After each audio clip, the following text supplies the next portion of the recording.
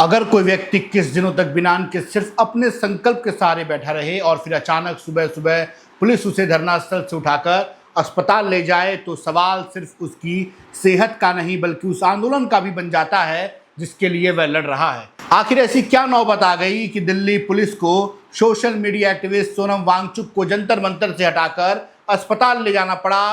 क्या यह उनकी जान बचाने के लिए जरूरी कदम था या फिर विरोध प्रदर्शन को रोकने की कोशिश? नमस्कार, आप देख रहे हैं संपन्न भारत और मैं हूं आपके साथ कृष्णा तिवारी। आइए जानते हैं इस पूरे घटनाक्रम की हर बड़ी अपडेट को।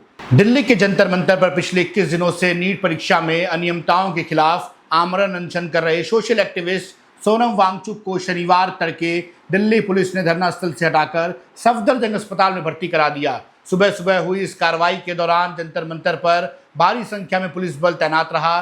पुलिस का कहना है कि यह कदम दिल्ली हाई कोर्ट के आदेश और डॉक्टरों की सलाह के आधार पर उठाया गया है, क्योंकि लंबे समय से भूख हड़ताल के कारण वांगचुक की सेहत लगातार बिगड़ रही थी। सफदरजंग अस्पताल के डॉक्टरों के अनुसार सोनम वांगचुक शनिवार सुबह लगभग 7:40 पर अस्पताल पहुंचे। डॉक्टर चारू बंबा ने बताया कि लंबे उपवास की वजह से उन्हें हल्की कमजोरी और शरीर में पानी की कमी यानी डिहाइड्रेशन की शिकायत है। शुरुआत जांच में उनके सभी वाइटल पैरामीटर सामान्य पाए गए और उनकी हालात फिलहाल स्थिर है। हालांकि शरीर में पानी की कमी के कारण इलेक्ट्रोलाइट स्तर प्रभावित होने के संकेत मिले हैं, इसलिए उन्हें कुछ समय तक डॉक्टरों की निगरानी में रखा जाएगा।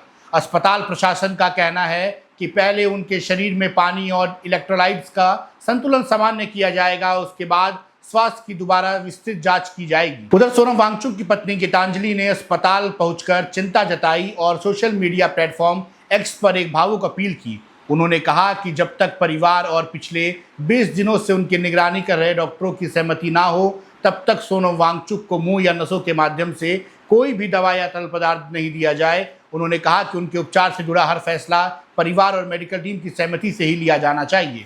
इस कार्रवाई को लेकर धरनास्थल पर मौजूद प्रदर्शनकारियों ने गंभीर आरोप लगाए हैं। उनका दावा है कि सुबह सुबह कुछ लोग डॉक्टर की टीम बनकर पहुंचे, लेकिन बाद में पता चला कि वे पुलिसकर्मी थे।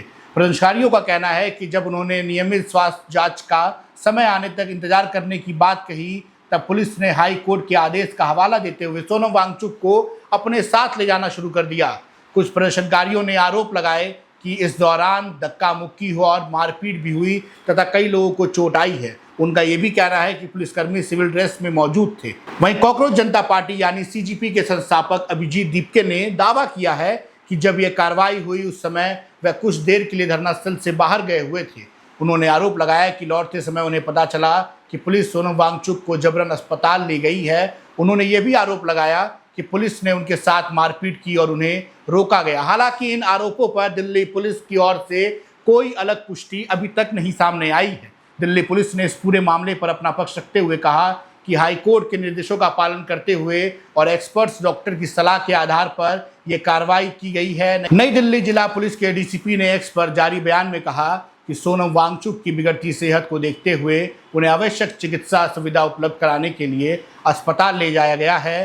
पुलिस ने यह भी कहा कि कार्रवाई के दौरान कुछ प्रदर्शनकारियों ने बाधा डालने की कोशिश की, जिन्हें हल्की अफरा तफरी की स्थिति बनी, जिसके बावजूद पुलिस ने अधिकतम संयम बरतते हुए पूरी प्रक्रिया को शांतिपूर्ण तरीके से किया और प्रदर्शनकारियों से जंतर मंतर को शांतिपूर्वक खाली करने की अपील भी की। दरअसल कुछ दिन पहले दिल्ली हाई कोर्ट ने भी इस मामले में हस्तक्षेप किया था। अदालत ने सरकार और प्रशासन को निर्देश दिया था कि डॉक्टरों की सलाह के आधार पर सोनम वांगचुक की सेहत पर लगातार नजर रखी जाए और यदि उनकी स्थिति गंभीर होती है तो उन्हें आवश्यक चिकित्सा सुविधा उपलब्ध कराई जाए। यह पहली बार था जब अदालत ने इस प्रदर्शन को लेकर कोई प्रत्यक्ष निर्देश दिया था।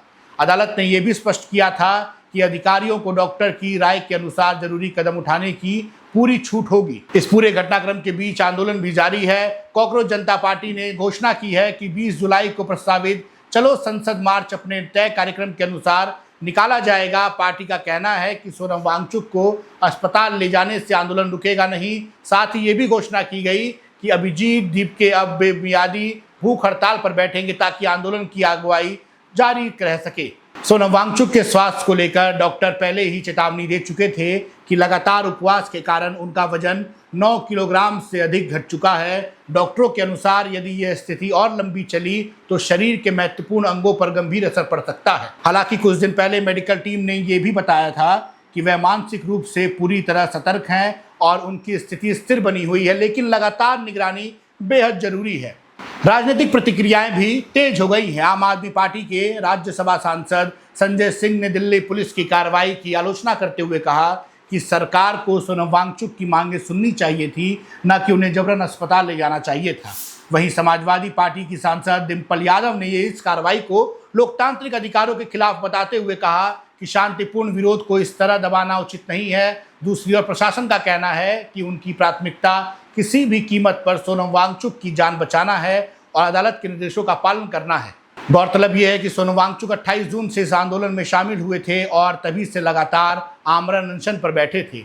ये आंदोलन 20 जून से जंतर मंतर पर चल रहा है और जिसकी अगुवाई कॉकरोच जनता पार्टी कर रही है। आंदोलनकारियों की प्रमुख मांग है कि नीट परीक्षा में अनियमितताओं की न्यायिक जांच कराई जाए, परीक्षा प्रणाली में व्यापक सुधार किए जाए और केंद्रीय शिक्षा मंत्री धर्मेंद्र प्रधान का इस्तीफा दे दिया जाए। शुक्रवार रात अस्पताल जाने से ठीक पहले अपने वीडियो में सोनम वांगचुक ने समर्थकों से 20 जुलाई को होने वाले संसद मार्च में बड़ी संख्या में शामिल होने की अपील की थी। उन्होंने कहा था कि उनका शरीर लगातार कमजोर हो रहा है, लेकिन उनका हौसला अभी भी मजबूत है। उन्होंने कहा कि पहले शरीर की चर्बी खत्म होती है, फिर मांसपेशियों की और उसके बाद अंग प्रभावित होने लगते हैं, लेकिन अभी उनका दिमाग पूरी तरह काम कर रहा है। उन्होंने ये भी कहा कि भारत में जन आंदोलनों की ताकत को कभी कम नहीं आंकना चाहिए और इतिहास गवाह है कि जनता की आवाज़ कई बार सरकारों को बड़े फैसले लेने पर मजबूर कर चुकी है। अब सबसे बड़ा सवाल ये है कि क्या अस्पताल में भर्ती होने के बाद सोनम वांगचुक अपनी भूख हड़ताल जारी रखेंगे?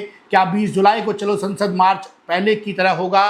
और क्या इस आंदोलन का सरकार की ओर से कोई राजनीतिक या प्रशासनिक समाधान निकलेगा? इन सभी सवालों के जवाब आने वाले दिनों में साफ होंगे। फिलहाल सोनम वांगचुक अस्पताल में डॉक्टरों की निगरानी में है, जबकि जंतर मंतर से शुरू हुआ यह आंदोलन अब देश भर में एक नई बहस का विषय बन चुका है। आपकी क्या राय थी इस पूरी खबर पर जरूर हमें कमेंट बॉक्स में बताएं। आप देख रहे थे संपन्न भारत में आपके साथ कृष्णा तिवारी। धन्यवाद। जय हिंद।